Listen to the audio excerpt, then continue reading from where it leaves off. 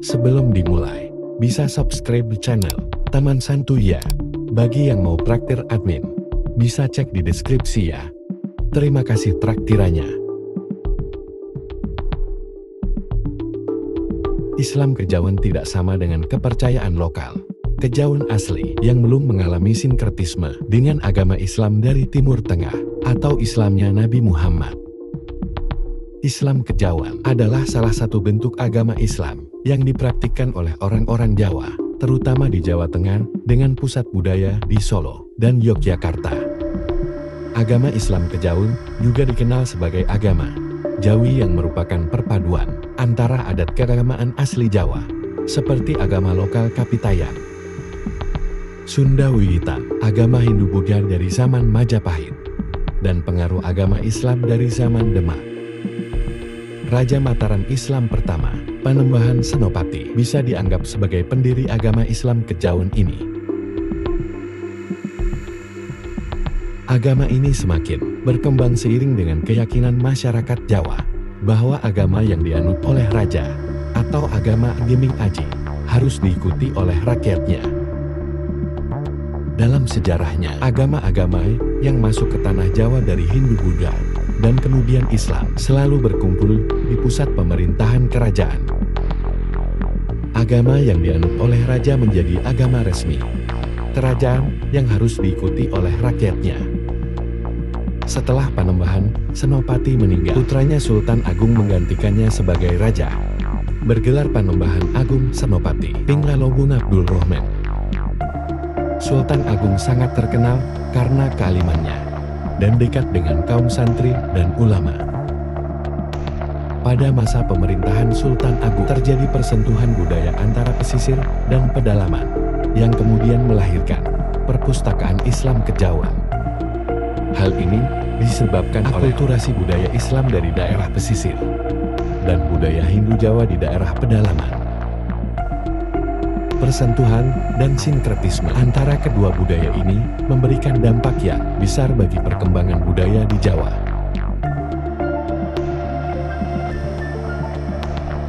Kepustakaan Islam Kejawen merupakan salah satu jenis kepustakaan Jawa yang menggabungkan tradisi Jawa dengan unsur-unsur ajaran agama Islam.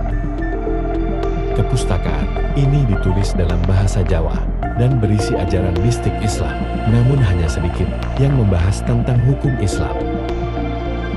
Walaupun begitu, banyak ajaran Islam yang diungkapkan dalam kepustakaan ini dan dimanfaatkan sebagai sumber ajaran hidup oleh orang-orang Islam di Jawa. Di dalam perpustakaan Islam Kejawen, terdapat beberapa istilah yang sering digunakan untuk menyebut karya sastra para pujangga Jawa, seperti Primbon Wirid, Serat, dan Suluk.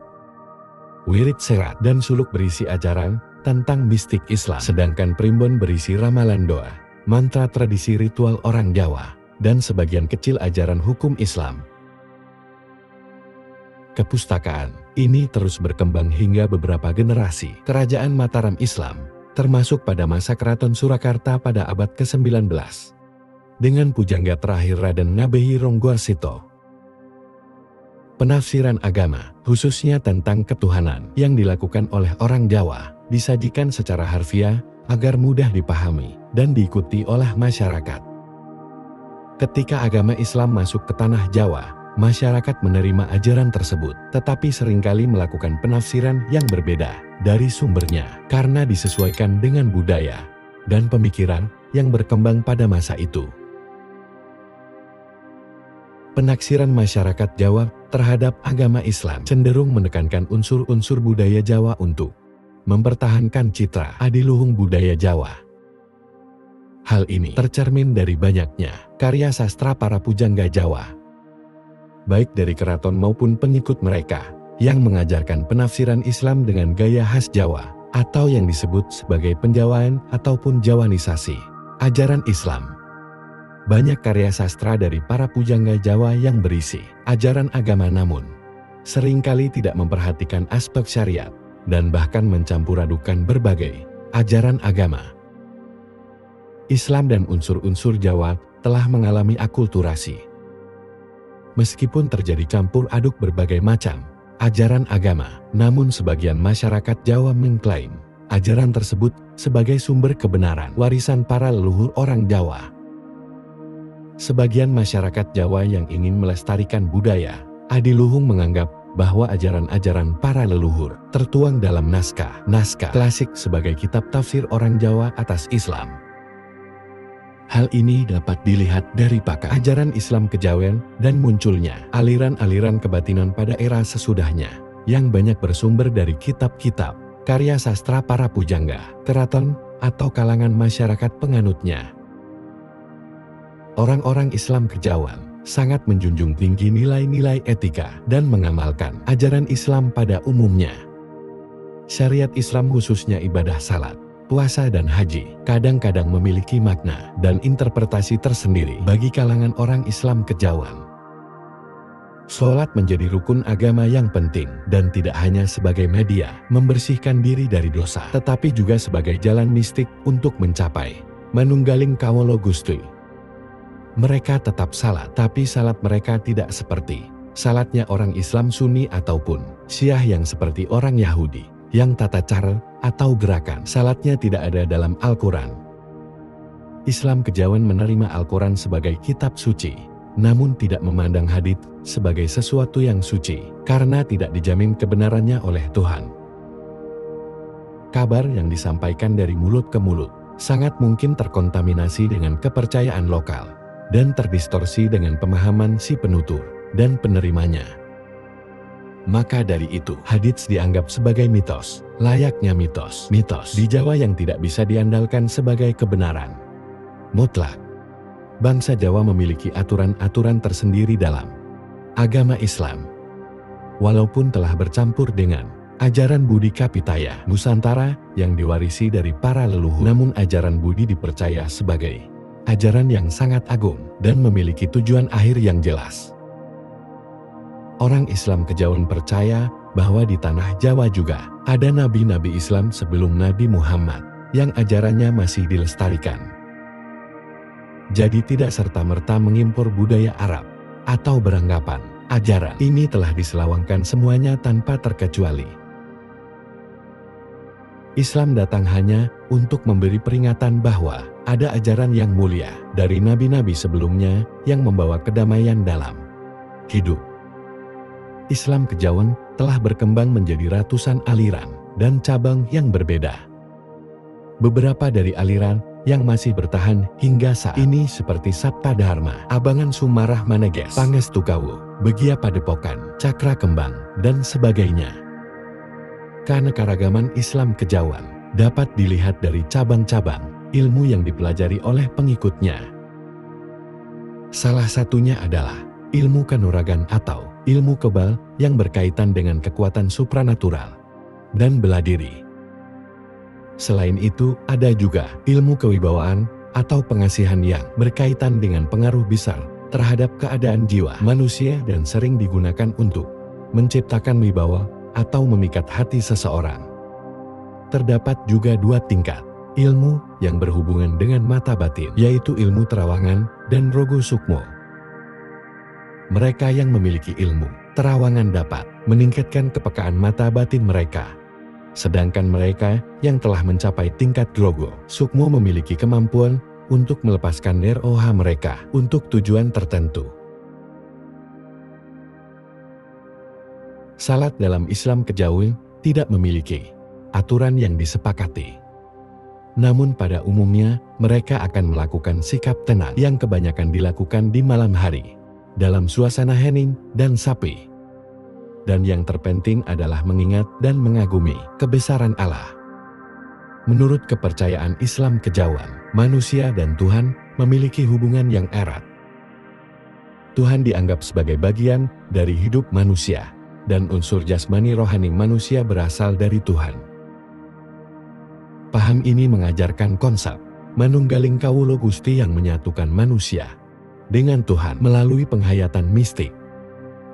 Dalam Islam kejawen, manusia dianggap berasal dari Tuhan dan harus berusaha untuk kembali kepadanya. Hubungan antara manusia dan Tuhan disebut pamuning rohuning tunggal. Konsep ini Berbeda dengan ajaran Salafi Wahabi yang mengajarkan sifat Tuhan yang berada di luar alam semesta, atau sosok yang tersendiri, atau sosok yang duduk di atas singgasana.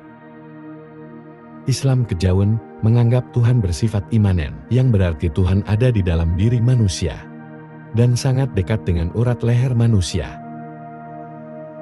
Kepercayaan Islam Kejawen memang terkait erat dengan ilmu makrifat, namun hanya beberapa orang yang berhak mengetahui ajaran ini. Dalam pandangan Kejawen, ilmu ini dirahasiakan dan tidak boleh diajarkan kepada sembarang orang.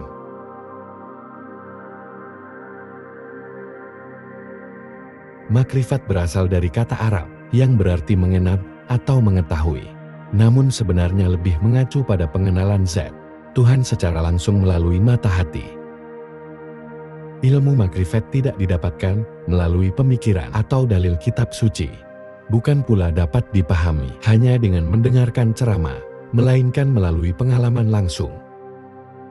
Tuhan tak bisa diceritakan wujudnya, karena jika diceritakan, sesungguhnya sang penceramah itu tidak sedang menceritakan Tuhan, tetapi menceritakan berhala dalam imajinasinya.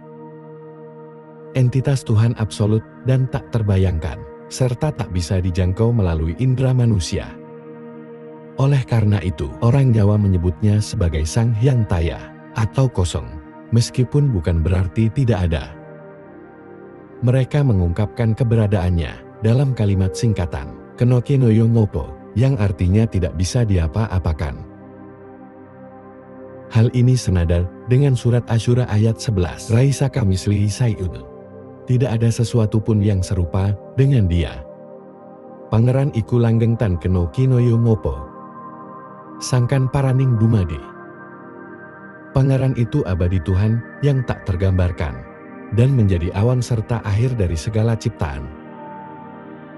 Begitulah cara orang Jawa mengakui keesaan Tuhan. Nama ilmu ini sendiri berasal dari ajaran tasawuf, yang juga mengajarkan 4 tingkatan syariat, tarekat hakikat, dan makrifat yang termasuk dalam perbendaharaan Kejawen. 4 tingkatan ini selanjutnya disebut sembah tatu, yaitu sembah raga, sembah cipta, sembah jiwa, dan sembah rasa yang dianggap sebagai ngebuka, sampurna, atau ilmu yang membuat hidup manusia menjadi sempurna. Mereka percaya agama dan sholat adalah masalah pribadi, tidak ada yang salah atau benar. Yang paling penting, sesuatu bisa dianggap benar karena sudah dialami sendiri, atau konsistensi secara sebab akibat. Jika dengan gerakan-gerakan tertentu bisa membuat hati tenang dan damai, maka lakukanlah. Jika berdiam di bawah pohon adalah cara terbaik agar bisa mengenali Tuhan, juga lakukanlah. Jika membakar kemenyan dan duduk bersila dalam kamar dapat membuat perasaan benci kepada sesama manusia menjadi hilang, maka teruskanlah. Masing-masing punya cara tersendiri, tidak harus pakem, kecuali ada kebutuhan kekompakan agar tertib dan agar tidak menimbulkan kekacauan dalam masyarakat. Karena kata agama berasal dari bahasa Sanskerta yang terdiri dari 2 bagian, yaitu a yang berarti tidak, dan gama yang dapat diterjemahkan sebagai bingung atau kacau. Secara harfiah, agama berarti tidak kacau atau tidak bingung. Karena itu, percuma beragama kalau menimbulkan kekacauan dan kebingungan. Bisa berarti seseorang yang menimbulkan kekacauan, walaupun dia mengklaim beragama, hakikatnya dia tidak beragama. Intinya kita harus tetap percaya pada Tuhan yang satu, yang memiliki banyak nama, walaupun cara memanggil atau cara menyembahnya punya cara masing-masing.